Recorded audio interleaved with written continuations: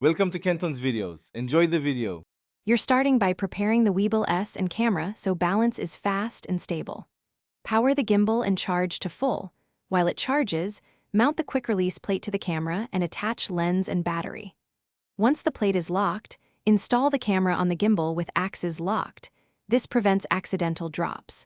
Make small counterweight adjustments to front/back until the camera floats level when the tilt axis is unlocked, because proper balance reduces motor strain and improves battery life. Now you progress into balancing and system setup to achieve smooth motion. Unlock each axis and micro-adjust the plate forward/back and left/right until the camera holds level.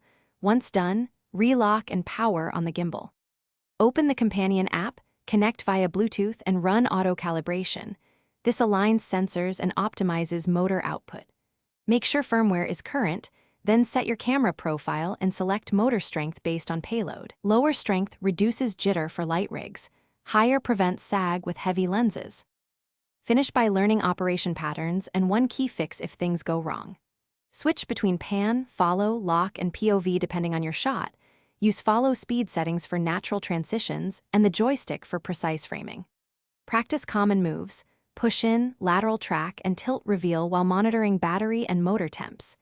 If you notice drift or shaky output, stop, rebalance the camera, run auto-calibration again, and ensure firmware and app versions match. This usually resolves sensor or motor misbehavior quickly. Thanks for watching. Consider subscribing if we helped you.